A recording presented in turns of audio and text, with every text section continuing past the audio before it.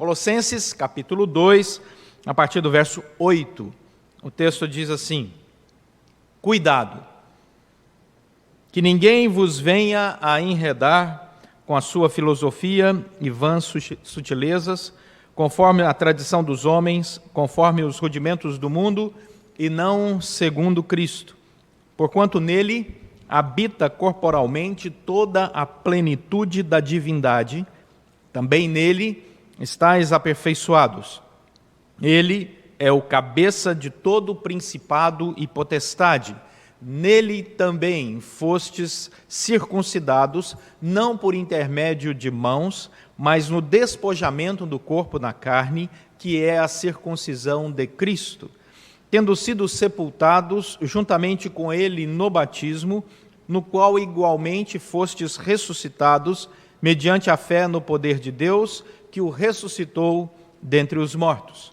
E a vós outros, que estáveis mortos pelas vossas transgressões e pela incircuncisão da vossa carne, vos deu vida juntamente com ele, perdoando todos os nossos delitos, tendo cancelado o escrito de dívida que era contra nós e que constava de ordenanças, o qual nos era prejudicial, removeu inteiramente, encravando na cruz.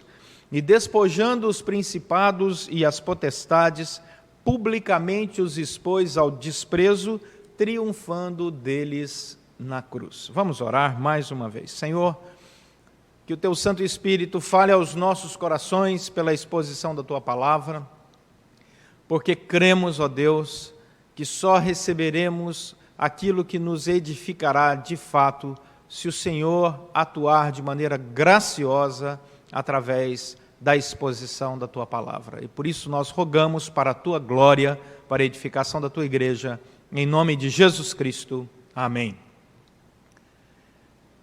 Que semana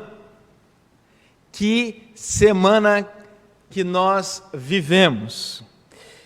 Hoje é dia 26 de abril de 2020. Estamos entrando numa data histórica na nossa nação.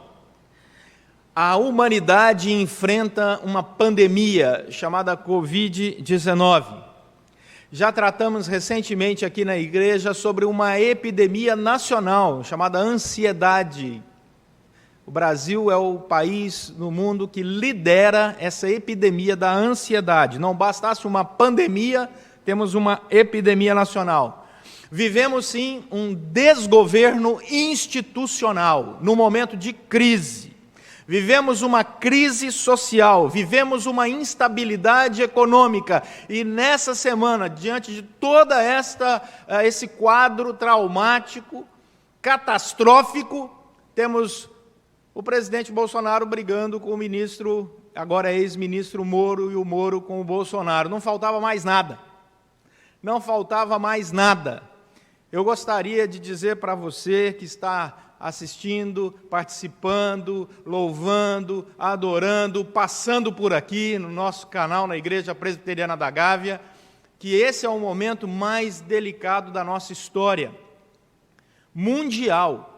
E como se não bastasse, enfrentamos esses gravíssimos problemas nacionais.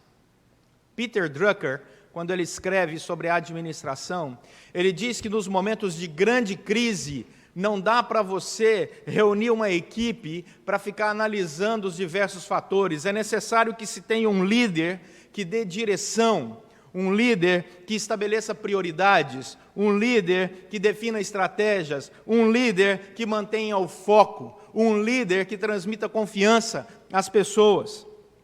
John Maxwell, que é um dos maiores especialistas em liderança, diz que o verdadeiro teste da liderança não é o ponto de partida, mas é o ponto de chegada.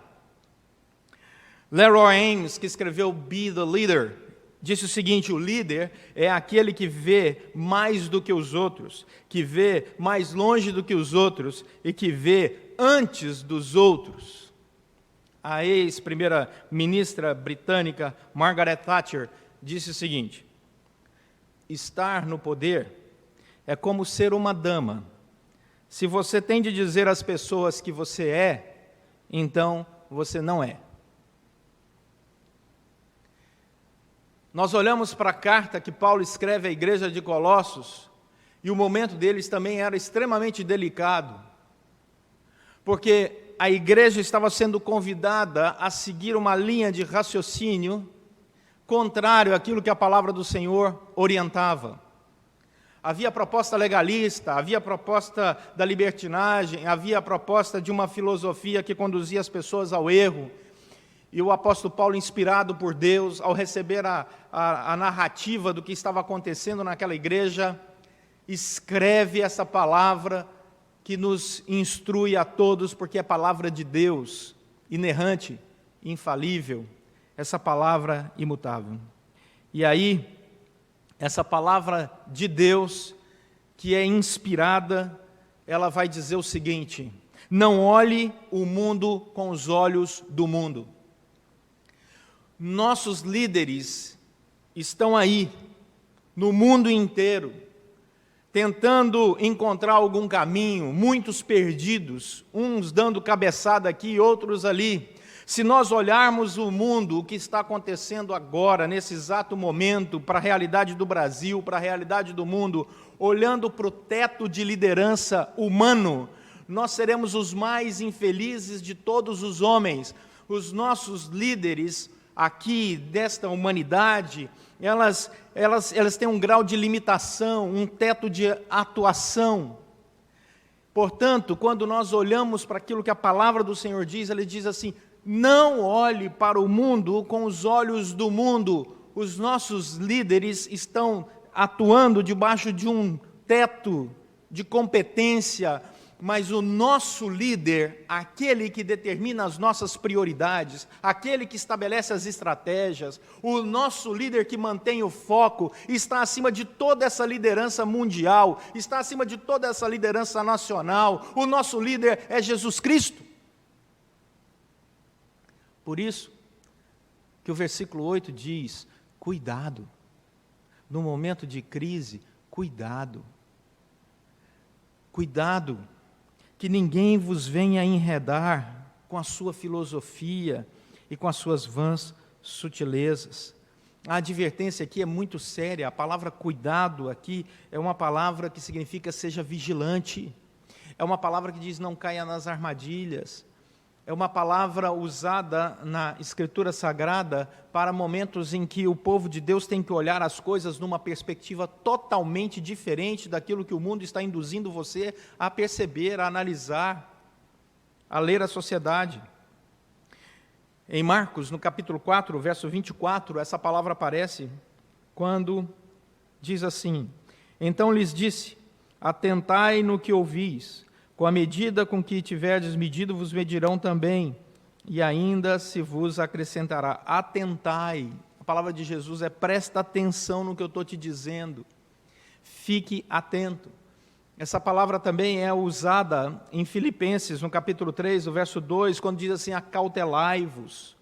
Cuidado, acautelai-vos dos maus obreiros, acautelai-vos dos cães, acautelai-vos da falsa circuncisão. Cuidado com uma falsa espiritualidade que tem um teto de liderança humana. Essa falsa espiritualidade que tem esse teto de liderança, que espera que apenas líderes humanos possam resolver as coisas. Nesse momento de crise mundial, nesse momento de crise nacional, os líderes estão batendo cabeça. Mas o nosso coração não está na liderança deles, a nossa segurança não está na liderança deles. Nós não vamos cair naquilo que a palavra do Senhor diz que é uma armadilha, que ninguém vos venha enredar. Essa palavra enredar aqui significa levar cativo, dominar uma pessoa, tirar tudo o que ela tem, tirar sua esperança, tirar seus bens, tirar sua alegria, tirar a sua fé. Não caia nisso, não entre nessa perspectiva. Como alguém pode tirar? E por isso o texto diz: cuidado, para que você não caia nessa armadilha do mundo que está querendo tirar tudo isso de você. Ele vem com essas duas coisas, com a sua filosofia e com as suas sutilezas. Filosofia é um pensamento aceito como autoritativo. É essa a palavra usada aqui. É quando todo mundo olha para aquela palavra de alguém que está dizendo alguma coisa e diz assim, essa palavra tem autoridade absoluta. Nenhuma palavra na humanidade tem autoridade absoluta. A autoridade absoluta da palavra é a palavra de Deus. E para Deus não há impossíveis. Daí, a segunda coisa que ele usa são as sutilezas, que é o engano, que é acreditar numa mentira, que é acreditar naquilo que não é verdade. Mas como isso vem de alguém que tem uma palavra autoritativa, perceba a conexão das coisas. Ele leva a pessoa a ser dominada por aquela linha de raciocínio de alguém que tem uma filosofia autoritativa, que o mundo olha e diz que é verdade, quando na verdade é um grande engano. Por isso o apóstolo Paulo escreve, cuidado, porque quem vive assim, versículo 8 continua, vive conforme a tradição dos homens, vive conforme os rudimentos do mundo e não segundo Cristo. E essa palavra conforme aqui é uma palavra diferente daquela usada em Romanos capítulo 12. E não vos conformeis com esse século. Ali a palavra conforme é assumir a forma. Aqui a palavra conforme significa outra coisa. É uma preposição de referência. Ou seja, você está de acordo. Você balança a cabeça, conforme a tradição dos homens, conforme os rudimentos do mundo. Você caiu na filosofia, caiu na sutileza, você foi levado por isso, enredar é isso, e você ficou cativo dessa história, quando você começou a balançar a cabeça e a concordar, conforme a tradição dos homens. Ou seja, sempre foi assim. O mundo sempre andou nessa direção. A tradição dos homens, aqui na língua original, significa o ensino, a prática comum. Está todo mundo fazendo isso, está todo mundo preocupado com isso, está todo mundo pensando assim, está todo mundo seguindo desse jeito. A Bíblia diz, não balance a cabeça para a tradição dos homens. Não balance a cabeça concordando com as suas vãs filosofias. Não concorde com as suas sutilezas. Conforme esses rudimentos do mundo. E a palavra que rudimentos do mundo, João Calvino vai comentar isso, significa as coisas mais infantis, mais elementares. Ele diz, não siga esse raciocínio infantil do mundo. Veja acima das circunstâncias, acima da liderança instituída pelos próprios homens, por todos nós, nesse mundo todo. Veja acima disso. Nosso líder é outro. A nossa relação é outra. A nossa cidadania é muito maior do que essa cidadania terrena. A nossa cidadania é celestial. O nosso rei não é esse rei humano que existe por aí, não, em todos esses lugares. Quem determina a nossa jornada é o Rei dos Reis, Senhor dos Senhores. Portanto, estas coisas, esses rudimentos, essas filosofias, elas são contrárias a Cristo. Por isso o versículo 9 nos situa muito bem. O versículo 9, ele coloca o cristão para refletir além. E ele diz, olhe para Jesus, porquanto nele habita corporalmente toda a plenitude da divindade. Se você se lembrar bem, você vai ver que o capítulo 1 de Colossenses, várias vezes, em vários versículos, trouxe para nós a imagem de Jesus, o relacionamento de Jesus conosco. E disse, versículo 15, que ele é a imagem do Deus invisível, que Cristo é o primogênito de toda a criação, aquele que tem a primazia, que nele foram criadas todas as coisas, no céu, sobre a terra, as visíveis e as invisíveis, sejam tronos, soberania, principados, potestades, tudo foi criado por meio dele, para ele. Ele é antes de todas as coisas, nele tudo subsiste. E aí o versículo 17 do capítulo 1 estabelece um vínculo desse Deus todo-poderoso conosco. Diz, ele é antes de todas essas coisas, nele tudo subsiste, e ele é a cabeça do corpo da igreja, que somos nós. Portanto, esse Deus todo-poderoso, Criador de todas essas coisas, que se encarnou, viveu, morreu e ressuscitou por nós, Ele nos chama a um relacionamento. Foi pago um alto preço para que nós tivéssemos essa cidadania celestial. Versículo 10, também nele estáis aperfeiçoados. A palavra aperfeiçoados aqui é totalmente supridos. Vou repetir, totalmente supridos. Em Cristo, nós estamos e sempre estaremos totalmente supridos, porque Ele é a cabeça de todo principado e potestade. Não existe absolutamente nada que escapa do seu domínio, do seu poder. Ele é o Deus Todo-Poderoso. E o versículo 10 disse: nele estais. Versículo 11, nele fostes. Versículo 13, Ele nos deu vida, Ele nos chamou, Ele nos resgatou, Ele nos convidou para esse relacionamento.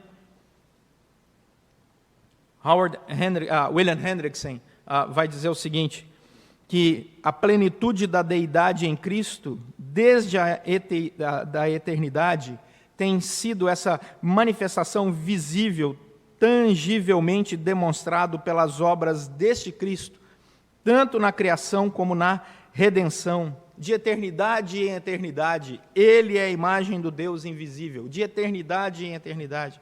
E o que Ele fez? Cristo nos chamou para essa aliança. Versículo 11, Ele nos inseriu numa aliança eterna. Nele também fostes circuncidados, não por intermédio de mãos, mas no despojamento do corpo da carne, que é a circuncisão de Cristo. Versículo 11 diz assim: Ele é quem nos circuncidou através do batismo. Esse sinal externo dessa aliança interna, esse sinal visível dessa aliança invisível, essa manifestação clara daquilo que o nosso coração sente, da fé que inunda o nosso coração. E Ele fez isso no despojamento do corpo da nossa carne. O comentarista Ralph Martin diz o seguinte: a frase-chave nessa sessão inteira do versículo 11 é: no despojamento da vossa carne. Esta é a maneira de Paulo relembrar a iniciação do cristão à sua nova vida em Cristo. O substantivo traduzido despojamento, aqui na língua grega, sugere a ideia de um rompimento total com a vida do passado. Ou seja, Cristo diz assim: não olhe mais com os olhos que você olhava para as circunstâncias do mundo. Não olhe mais como você antes olhava o que está acontecendo nesse universo, gerando no seu coração instabilidade e insegurança. Versículo 12, porque nós fomos sepultados juntamente com Ele no batismo, no qual igualmente nós fomos ressuscitados pela fé no poder de Deus que o ressuscitou dentre os mortos. Portanto, tudo aquilo que antes existia, tudo aquilo que antes nos conduzia, todas essas vãs filosofias, todos esses raciocínios dos rudimentos do mundo, conforme a tradição dos homens, não tem mais liderança na nossa mente. Nós estamos vivendo uma nova realidade. Nós já cremos na vida eterna. Nem a morte tem poder sobre o cristão. Jesus Cristo venceu a morte e nos garantiu a vitória sobre a morte. Por isso que Paulo escreve à igreja aos Coríntios: por que você está tão preocupado? Onde está, ó morte, o teu aguilhão? Você foi derrotada. Então, quando nós olhamos para essa mensagem de Jesus, ele diz assim: a nossa fé, olha o que diz o versículo 2, tem que estar firmada no poder de Deus, não é na capacidade da ciência, não é na capacidade administrativa dos homens, não é na economia que gera esse universo visível que nós vivemos. A nossa fé não está nisso. Nós não podemos firmar a nossa fé, a nossa tranquilidade, a nossa segurança, o nosso bom sono nessas coisas, porque isto é um universo em desencanto, em desarranjo. Portanto, a nossa fé está no poder de Deus, que fez aquilo que a ciência não consegue fazer, ressuscitar mortos. Estamos vivendo um momento triste, terrível. São milhares de pessoas morrendo no mundo inteiro, que dor! A ciência tem limite, mas Deus não. Versículo 13. E a vós outros, o texto continua falando com o nosso coração, que estáveis mortos pelas vossas transgressões e pela incircuncisão da vossa carne, Ele vos deu vida juntamente com Cristo. Ou seja, o nosso passado era um passado de quem estava morto espiritualmente, não sentia nada espiritualmente, completamente desconectado com a vida espiritual. O que é que nos matou na nossa história espiritual? As nossas transgressões, o nosso pecado. O fato de que o homem virou as costas para Deus no seu projeto primeiro, lá em Adão e Eva. Lá em Adão e Eva. E Adão e Eva, eles, ao pecarem, eles manifestaram esse vírus pecaminoso que contaminou a humanidade para todo sempre. Agora dá para entender a importância dessa teologia, quando o pecado de um afeta toda a humanidade. Mas o texto vai dizer que Ele, o nosso Deus, olha para nós com graça, mesmo tendo nós escolhido a morte, e derrama sobre nós vida, e nos dá vida em Cristo Jesus. Como? 3 características dessa vida em Cristo Jesus, versículo 13, Ele perdoou os nossos pecados. Cristo Jesus veio para perdoar os nossos pecados. Cristo Jesus veio para tirar o véu dos nossos olhos e nós percebemos que nós somos pecadores. Somente quando o Espírito Santo nos convence é que nós podemos, de fato, declarar com os nossos lábios que somos totalmente pecadores e que as nossas obras não podem nos salvar. O Espírito Santo é que nos convence do pecado, da justiça e do juízo. É que nos coloca no nosso devido lugar, e que diz que nada somos e nada poderemos ser sem o Senhor. É o Espírito Santo que diz que nós queremos construir uma agenda sem Deus. É o Espírito Santo que diz que muitas vezes nós buscamos a Deus apenas nos momentos difíceis, como se Deus fosse um cartão de crédito da fé, para que pudéssemos adquirir ali o fim do nosso sofrimento momentâneo. O Espírito Santo diz, não é assim, está errado. Portanto, a primeira coisa que nós percebemos é que o Espírito Santo nos convence que a obra de Cristo Jesus perdoou os nossos pecados por pura graça, não por nossas obras, mas pelo imenso amor dele por nós. E aí nós temos um coração agora agradecido. Versículo 14, a segunda característica dessa vida em Cristo é porque eu sei que sou perdoado e que toda a minha dívida, o escrito de dívida que era contra nós, que constava de ordenanças e que nos era prejudicial, foi removido inteiramente na cruz. Eu não devo nada mais para Deus, porque Cristo pagou o alto preço naquela cruz. Eu não devo nada para Deus, não é porque eu paguei alguma coisa, mas é porque Cristo pagou esse preço, pela obra dEle, pela graça dEle. Portanto, eu tenho que andar nesse momento como alguém que tem a alma leve, porque a sua dívida foi cancelada, porque Cristo Jesus pagou. E aí, que interessante é isso, encravando na cruz. Paulo, escrevendo aqui, inspirado pelo Espírito Santo, diz assim, isso é um fato histórico, não é vã sutileza, não é filosofia vazia, é um fato histórico. Cristo morreu na cruz, esse é um fato histórico, não é algo que foi inventado, não é fruto do raciocínio de alguém que escreveu uma filosofia vã. Versículo 15, o que mais que esse Senhor fez por nós? Ele nos perdoou, cancelou esse escrito de dívida, Ele nos dá autoridade espiritual.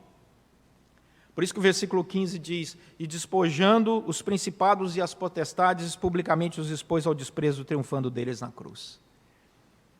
Agora não existe mais nada que possa gerar no coração do cristão qualquer medo, qualquer instabilidade, qualquer insegurança, porque até o universo espiritual foi despojado. A palavra despojar é tirar as armas.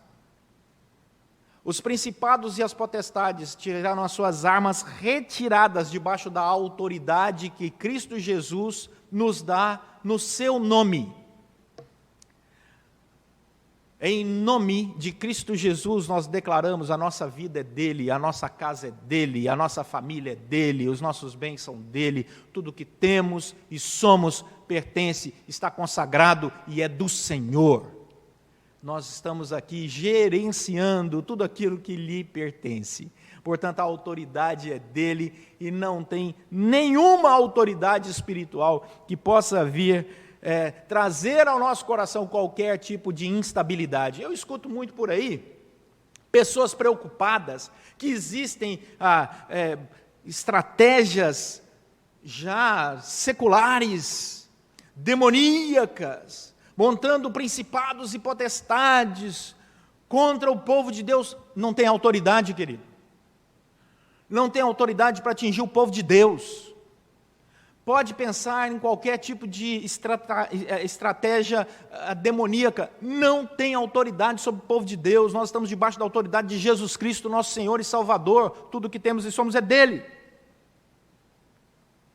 Portanto, saia desse universo onde o seu patamar de liderança fica estabelecido por aquilo que se vê e extrapole. O nosso líder, ele é sobrenatural, a autoridade dele é sobrenatural. Daí Paulo conclui dizendo: cristãos, atentem para essa advertência, não se deixem levar por pensamentos, filosofias, valores, ensinos da tradição dos homens, dos rudimentos desse mundo. Não caia nessas filosofias e vãs sutilezas, não se deixe levar por aqueles que querem te deixar cativo, com medo, instável, com um coração totalmente instável, inseguro. Não se deixe levar por isso. Não se deixe levar, recuse essa armadilha, em nome de Jesus. Aí eu volto para a nossa semana. E o que é que a gente aprende aqui em casa hoje, né? A semana foi difícil, foi. Pandemia, epidemia, governos lutando uns com os outros, instabilidade econômica. Mas eu quero dizer uma coisa para você, querido irmão, querida irmã. O nosso líder está acima desses líderes. O nosso Senhor reina soberanamente, não é só na sua casa, não, é no universo todo. É no universo todo.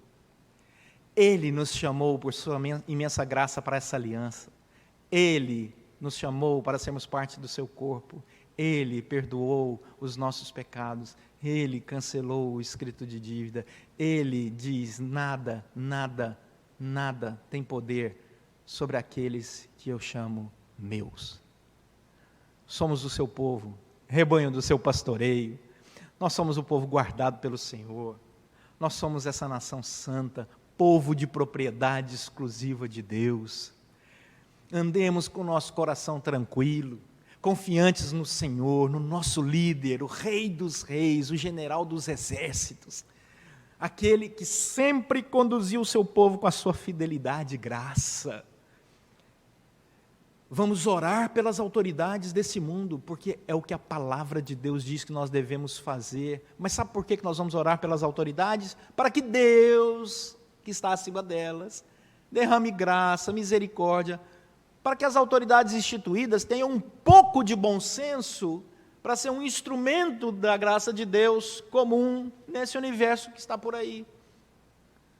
Nós vamos continuar orando e pedindo que Deus abençoe todas as autoridades, como a igreja sempre fez em todos os tempos, porque a Bíblia manda, mas o nosso coração não está firmado na capacidade de liderança de autoridades humanas. Nosso coração está firmado no nosso supremo líder e Senhor, que é Jesus Cristo. A Ele toda a honra e toda a glória. Ele tem todo o poder, domínio, glória e majestade. Que Deus te abençoe, que o seu coração esteja em paz para a glória do Senhor e para que isso sirva de testemunho para as outras pessoas que estão sofrendo com essa instabilidade. Leve a palavra da paz, leve a palavra convidando essas pessoas a conhecer um pouco mais desse Senhor e Salvador, nosso Senhor Jesus Cristo. Que Deus te abençoe, vamos orar, vamos falar com o nosso Deus. Senhor, nosso Deus e Pai, muito obrigado pela Tua graça, pela Tua misericórdia, pelo Teu governo sobre nossas vidas. Tranquiliza o coração, ó Deus, do Teu povo e faz, ó Deus, com que essa paz que excede todo entendimento seja algo tão real em nossas vidas, que as pessoas ao nosso redor possam querer saber de onde vem e que o Senhor nos use como instrumentos da Tua graça para levarmos essa palavra de libertação para esse povo tão sofrido nesse mundo, para a glória do Senhor. Oramos pedindo a Tua bênção, a Tua proteção sobre cada casa, cada lar, cada família, e que em breve, ó Deus, o Senhor nos dê novamente o privilégio de estarmos juntos, nos abraçando, celebrando a nossa fé para a glória do Senhor. pois oramos em nome de Jesus Cristo, nosso Senhor e Salvador. Amém. Amém.